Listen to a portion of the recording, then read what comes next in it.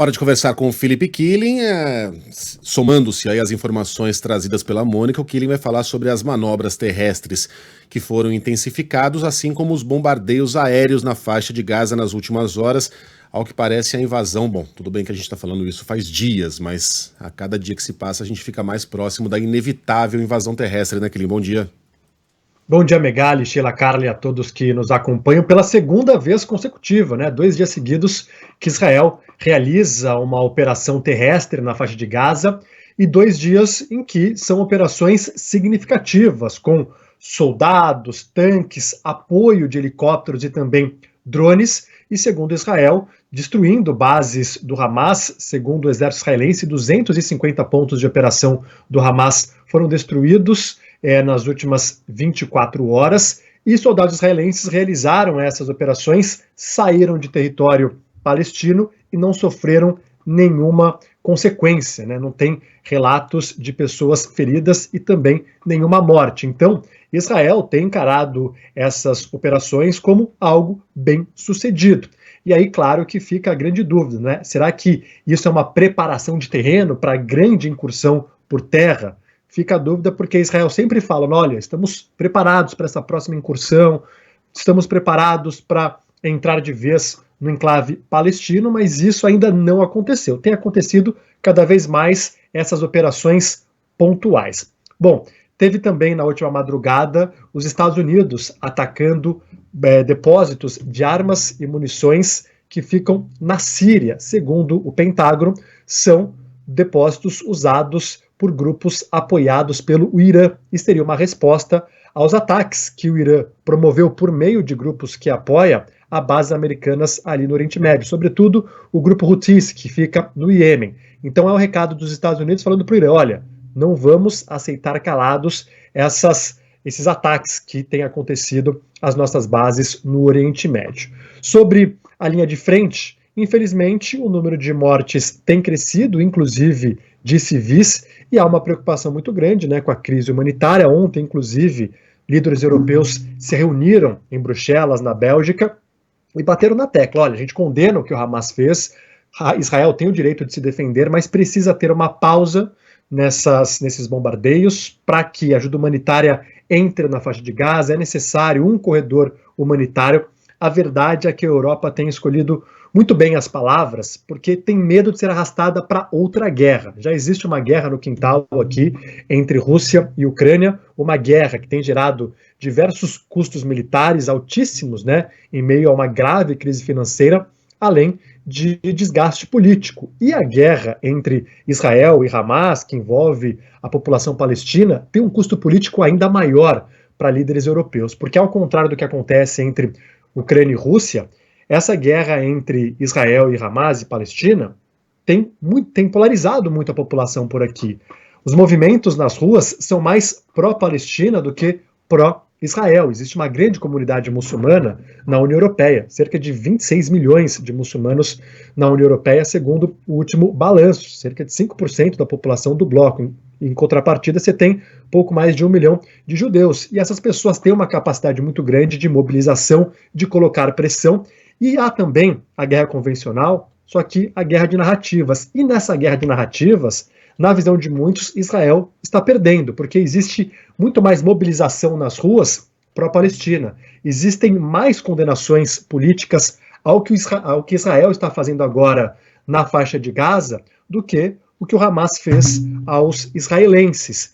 Infelizmente, o Hamas não está muito preocupado com a vida de nenhum civil. Para eles, o que importa é a causa. E quanto mais gente sofre na Palestina, mais isso fortalece a causa, porque gera reações em várias partes do mundo.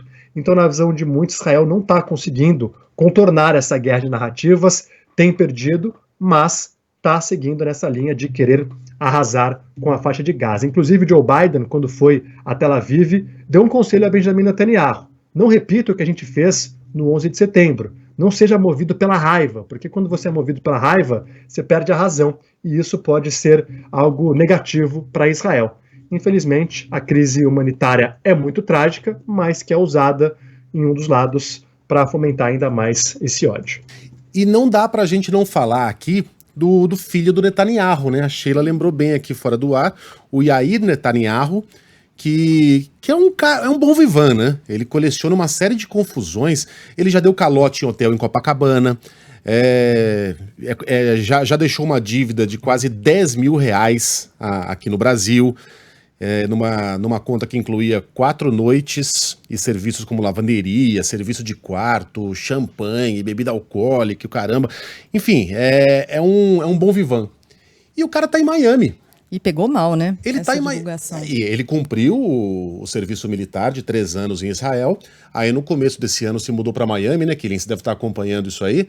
E de lá fica tweetando, o Hamas, o Israel, blá, blá, blá, blá. E ele não é convocado, sendo que gente aqui do Brasil convocada entrou num avião e foi lutar a guerra. E o filho do Netanyahu não.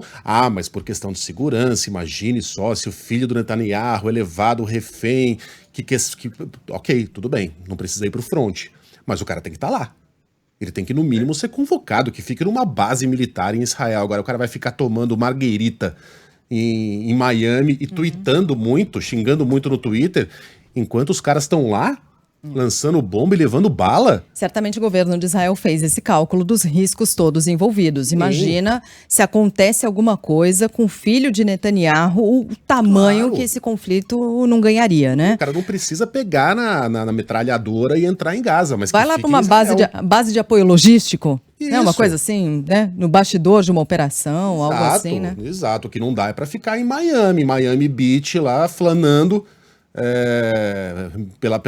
pelas praias e tweetando muito, né? É um cara de 19 anos, fortão, cheio de energia e filho do primeiro-ministro que simplesmente não é convocado. Isso repercutiu por aí, Kilin? Repercutiu, claro, isso repercutiu por aqui, claro que não pega nada bem, e não equiparando Israel ao Hamas, mas a liderança do Hamas não está na faixa de Gaza, né? A liderança do Hamas política fica em Doha, no Catar. Então também tem esse contraponto. Inclusive, eles fizeram uma viagem ontem à Rússia, né? Tiveram reuniões com pessoas do Ministério de Relações Exteriores. Então você vê aí que tem, claro, essa história do filho do Netanyahu, que não pega nada bem, deveria estar lá, mas a liderança do Hamas também não está lá na faixa de Gaza, está em Doha, no Catar. É como o meme do cachorrinho, né? Enfim, a hipocrisia. Cara, eu fico sempre imaginando, né? O Ismail Haniyeh passando numa fronteira, como a gente passa, né? Em lugares assim, chegando no avião. O passaporte, senhor? Ismail Haniyeh, líder do Hamas, sim. Carimbo, bem-vindo. Pode entrar, por favor. Aonde da sua viagem? Passando no free shop. É turismo, senhor.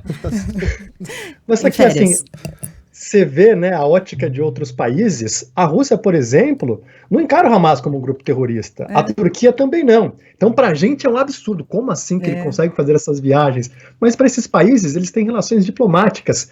E o escritório do Hamas, em Doha, no Catar, teve a abertura autorizada pelos Estados Unidos.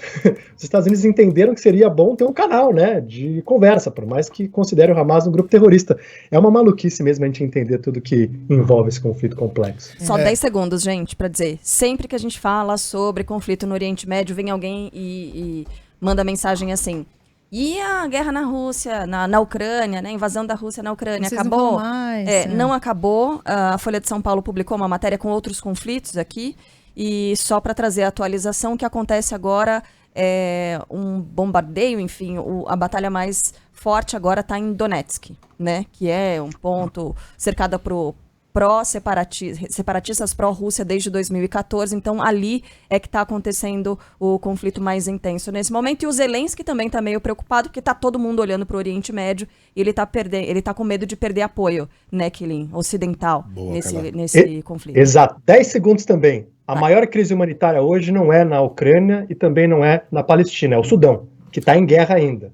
Há 9 meses, que também pouca gente tem falado. E só meus 10 segundos também, o Luiz lembra que o príncipe Harry foi pro Afeganistão. É verdade, ele fala que matou 25 terroristas, ele diz, sei lá, mas mesmo que tenha ficado tomando chá numa barraca lá em chá Twinnings, ele foi.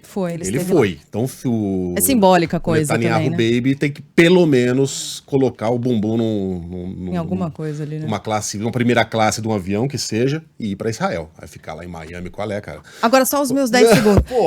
Killing, um beijo pra você. Bom fim de semana. O tá apertado, beijos. Até mais.